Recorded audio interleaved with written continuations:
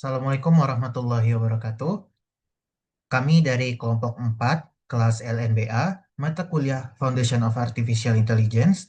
Di sini ada saya Nusir Syadunas, kemudian ada M. Stefanus Halim Saputra, ada M. Arik Mahesa Putra, kemudian ada Pratama Dilaksana Putra, dan ada Bagus Imam Syahputra. Di sini kami akan mempresentasikan Artificial Intelligence in Education.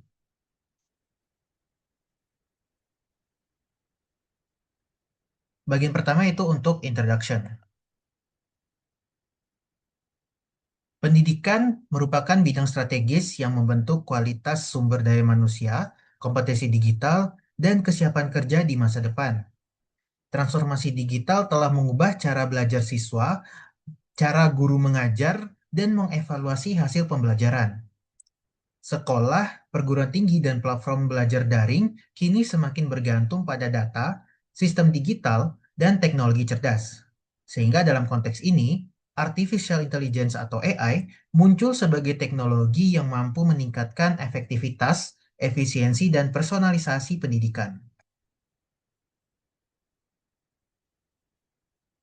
AI adalah teknologi yang memungkinkan sistem komputer untuk meniru kemampuan manusia seperti belajar dari data, mengenali pola, memahami bahasa, dan membuat rekomendasi. Di dalam pendidikan, AI digunakan untuk mendukung proses belajar mengajar, bukan hanya sekedar menggantikan peran dari guru. AI bisa membantu menyesuaikan materi dengan kebutuhan siswa, mempercepat penilaian, dan memberi umpan balik yang lebih cepat. Penggunaan AI di bidang pendidikan terus berkembang seiring meningkatnya penggunaan dari Learning Management System atau LMS, platform e-learning, dan data pembelajaran digital. AI menjadi enabler yang penting untuk menciptakan pembelajaran yang lebih adaptif, efisien, dan berbasis data. Dan berikut adalah beberapa gambaran umum penerapan AI di bidang pendidikan. Yang pertama, ada personalized learning, di mana itu adalah sistem merekomendasikan materi sesuai kemampuan, gaya belajar, dan progres siswa. Yang kedua, ada intelligent tutoring system, di mana ini adalah chatbot atau tutor virtual yang membantu menjawab pertanyaan dan membimbing latihan belajar. Yang ketiga, ada automated assessment, di mana AI itu membantu koreksi tugas, kuis, esai, dan memberi feedback secara lebih cepat.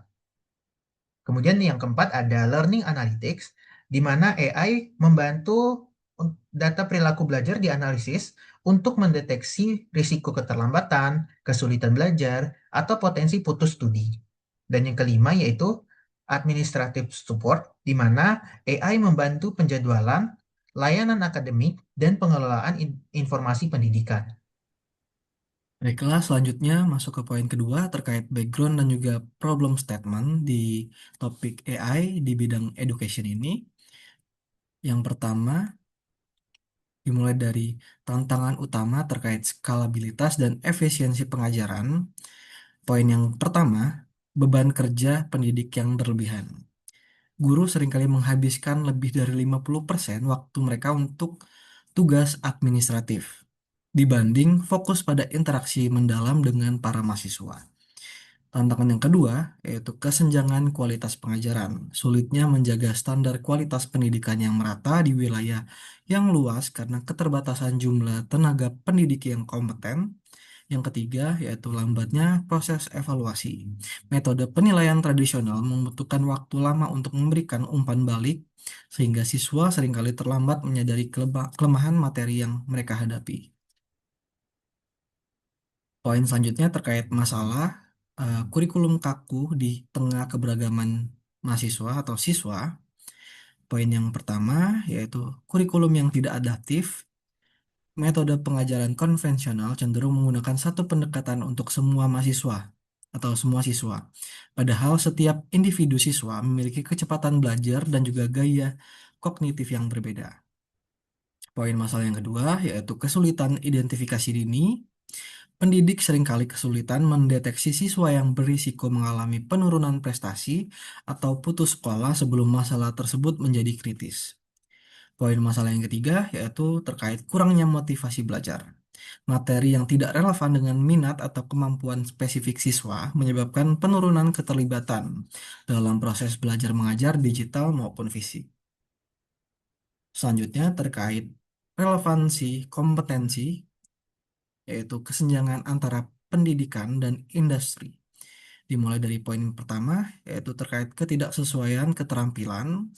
Banyak lulusan lembaga pendidikan tidak memiliki kompetensi digital dan kesiapan kerja yang dibutuhkan oleh industri modern yang terus berubah. Kemudian poin yang kedua, yaitu terkait keterbatasan akses sumber belajar. Belum semua siswa memiliki akses ke bimbingan belajar yang berkualitas yang tersedia sebanyak selama 24 jam at- per minggu untuk membantu mereka memahami konsep kompleks secara mandiri. Dan poin relevansi kompetensi yang tiga yaitu terkait data belajar yang terfragmentasi. Sekolah memiliki banyak data siswa, namun jarang diolah menjadi wawasan strategis untuk meningkatkan efektivitas kurikulum dan kebijakan pendidikan. Oke, kemudian saya akan menjelaskan proposed solution using AI. Setelah memahami berbagai keadaan, seperti beban kerja guru yang tinggi, kurikulum yang kurang adaptif, serta keterbatasan akses pembelajaran, maka kami akan mengusulkan solusi berbasis AI sebagai pendekatan yang lebih efektif dan scalable. Yang solusi pertama yaitu adalah personalized learning menggunakan machine learning dan deep learning. Pendekatan ini bekerja dengan mengenali data siswa seperti performa akademik, pola interaksi, dan belajar. Dari data tersebut, sistem AI mampu memberikan rekomendasi materi dan jalur pembelajaran yang disesuaikan secara individual. Kemudian yang kedua, itu adalah intelligent tutoring system berbasis NLP. Teknologi ini memungkinkan siswa untuk berinteraksi langsung dengan sistem AI, melalui chatbot atau tutor virtual. Sistem ini mampu memahami pertanyaan dalam bahasa alami, kemudian memberikan jawaban yang relevan dan tekstual secara real time. Artinya adalah dalam memproses input teks dari siswa, memverifikasi motif pertanyaan, lalu menginset respon yang adaptif sesuai dengan kebutuhan siswa. Kemudian, selanjutnya atau yang ketiga yaitu adalah automatic system automated assessment menggunakan deep learning dan computer vision. AI dapat melakukan penilaian otomatis terhadap berbagai jenis tugas, mulai dari pilihan ganda hingga essay dan tantangan. Deep learning digunakan memahami pola jawaban konteks teks, sementara computer vision digunakan untuk mengenali tulisan tangan atau jawaban berbasis gambar. Dengan demikian, sistem dapat memberikan nilai dan umpan secara cepat, konsisten, dan objektif yang dapat mengurangi beban administratif dari guru. Kemudian yang terakhir atau yang keempat itu adalah learning analytics dan early warning system berbasis predictive AI. Pendekatan ini menganalisis data perilaku siswa seperti belajar, nilai, dan interaksi dalam sistem pembelajaran.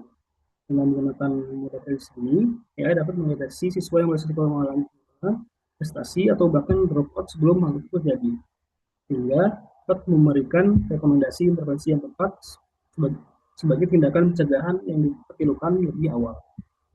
Secara keseluruhan, tempat solusi ini tidak hanya meningkatkan efektivitas pembelajaran, tapi juga membantu menciptakan sistem pendidikan yang lebih efektif, adaptif, efisien, dan juga berbasis data. Selanjutnya, kita akan melihat bagaimana solusi ini memberikan data dalam implementasi. Baik, selanjutnya saya akan menjelaskan bagian measurement result or benefit. Oke, pada bagian ini, benefit implementasi AI dalam transformasi pendidikan terbagi menjadi 5 benefit, yaitu pertama ada personalisasi pembelajaran skala besar atau adaptive learning, di mana manfaatnya itu siswa mendapatkan materi yang disesuaikan dengan kecepatan belajar masing-masing. Yang kedua, efisiensi operasional dan pengurangan beban administratif. Manfaatnya apa? Yaitu mempercepat proses koreksi tugas, esai maupun pilihan ganda, secara instan dan konsisten untuk guru dan juga mahasiswa ataupun siswa.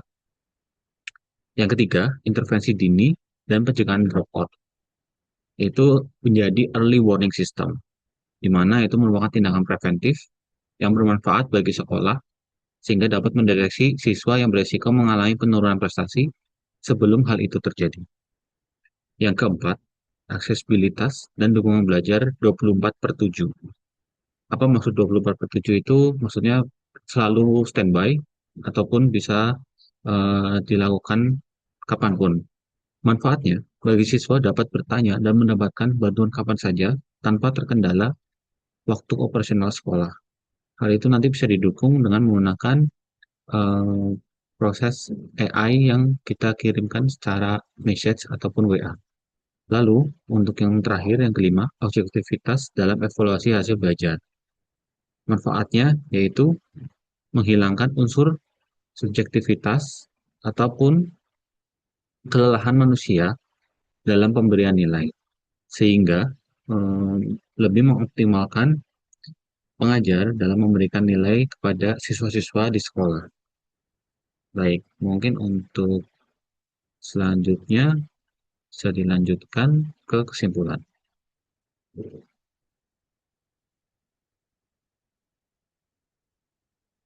Baik, selanjutnya adalah kesimpulan dan saran untuk pengembangan di masa depan.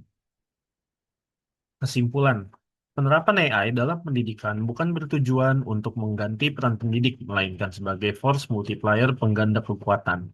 Konsep ini merujuk pada peningkatan output tanpa harus menambah sumber daya manusia secara proporsional. Augmentasi, bukan substitusi. AI menangani tugas-tugas kognitif rutin, seperti penilaian, penjadwalan, entry data, sehingga pendidik dapat fokus pada aspek high touch, seperti empati, dukungan emosional, dan resolusi konflik siswa. Skalabilitas kualitas. Seorang guru mungkin hanya bisa membimbing 30 siswa secara intensif. Dengan bantuan AI yang bertindak sebagai asisten pengajar, standar bimbingan berkualitas tinggi tersebut dapat direplikasi ke ratusan siswa sekaligus tanpa menurunkan standar respons. Kedua, personalisasi dari one size fits all ke precision education. Di sini, AI berperan sebagai sistem navigasi belajar yang dinamis. Satu, adaptive learning paths, menggunakan algoritma pengenalan pola untuk memetakan knowledge gap siswa secara real time. Jika seorang siswa kesulitan di konsep perkalian, sistem tidak akan memaksa siswa melanjutkan ke pembagian, melainkan menyediakan materi remediasi yang disesuaikan dengan minat mereka, misalnya menggunakan analogi olahraga atau musik. Lalu selanjutnya ada multimodal content delivery. AI dapat mengubah format materi secara otomatis jika sistem mendeteksi seorang siswa lebih cepat menangkap informasi melalui visual daripada teks. Berdasarkan waktu interaksi dan skor kuis misalnya, sistem akan memprioritaskan konten video atau infografis bagi siswa tersebut. Selanjutnya, ada efisiensi operasional dan pengurangan beban kognitif. Poin ini berfokus pada penghematan waktu signifikan bagi pengajar. Automated Essay Scoring atau AES bukan sekedar menilai pilihan ganda. AI modern menggunakan Natural Language Processing atau NLP untuk menilai struktur argumen dan tata bahasa dalam esai, memberikan feedback instan yang mendetail kepada siswa bahkan sebelum guru membacanya. Smart Content Creation, pendidik dapat menggunakan AI untuk menghasilkan bank soal, ringkasan materi, hingga draft rencana pelaksanaan pembelajaran atau RPP dalam hitungan detik, yang kemudian tinggal dikreasi dan disempurnakan. Keempat, pengambilan keputusan berbasis data, learning analytics. Ini adalah aspek preventif yang mengubah data mentah menjadi wawasan strategis. Early Warning System atau EWS dengan menganalisis metrik seperti frekuensi login, durasi membaca materi, dan pola interaksi di forum. AI dapat memprediksi resiko kegagalan siswa berminggu-minggu sebelum ujian berlangsung. Lalu ada intervensi preskriptif. Bukan hanya mendeteksi masalah, AI memberikan rekomendasi tindakan. Contoh, siswa A menunjukkan penurunan fokus pada modul kalkulus. Disarankan untuk memberikan sesi tutorial tambahan atau mengubah format materi ke interaktif. Selanjutnya ada saran untuk pengembangan di masa depan. Integrasi Human in the Loop atau HITL menempatkan pendidik sebagai validator utama dan kurator keputusan AI untuk menjaga nuansa emosional dan konteks akademik. Kedua, transformasi peran pendidik. Reskilling guru menjadi AI orkestrator yang fokus pada bimbingan moral, pengembangan karakter, dan literasi etika digital. Tiga, transparansi keadilan algoritma. Audit berkala terhadap dataset untuk mitigasi bias sistemik, memastikan siswa dinilai secara adil tanpa diskriminasi. Infrastruktur data terpusat, implementasi Unified Data Environment atau UDA untuk mengintegrasikan LMS dan Siakat, memungkinkan analisis data secara real-time untuk intervensi dini. Kelima, ada fokus high order thinking atau HOTS, redefining kurikulum dari menghafal fakta menuju kemampuan analisis, evaluasi, dan kreasi guna menghadapi era otomasi kognitif. Keenam, optimalisasi alur kerja. Optimalisasi tugas repetitif membebaskan waktu pendidik untuk fokus pada bimbingan konseling dan interaksi personal yang lebih mendalam. Selanjutnya merupakan hasil diskusi bersama dengan kelompok terkait pertanyaan yang masih seputar dengan AI di bidang yang kami pilih, yaitu di bidang education. Pertanyaan yang pertama itu apa tantangan terbesar dalam penerapan AI di bidang yang kami pilih dan bagaimana kelompok kami melihat solusi untuk mengatasi tantangan tersebut. Adapun dari hasil diskusi bersama dengan kelompok didapat bahwa tantangan terbesar dalam penerapan AI di dunia pendidikan atau education adalah ketimpangan akses teknologi dan kekhawatiran etika seperti bias algoritma.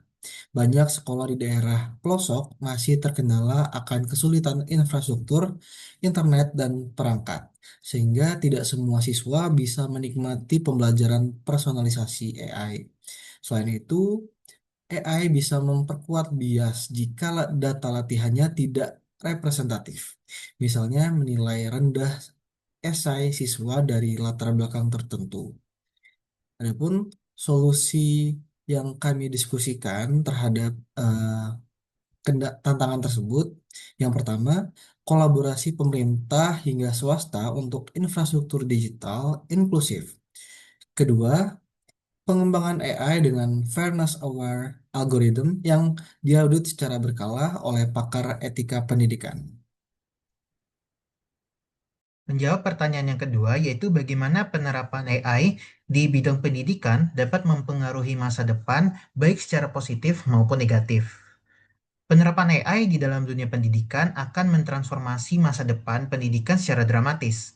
Positifnya, AI bisa menciptakan lifelong learning ecosystem, di mana setiap individu bisa belajar sesuai passion dan kecepatan masing-masing, kapan saja melalui tutor virtual 24/7.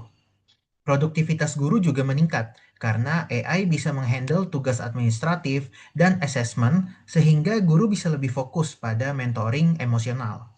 Namun negatifnya, ada risiko digital divide yang melebar dan degradasi keterampilan sosial jika siswa terlalu bergantung pada interaksi AI. Guru juga berpotensi kehilangan relevansi jika tidak upskill. Sehingga kesimpulannya dari kami, AI harus menjadi augmentation, bukan replacement untuk human connection dalam dunia pendidikan.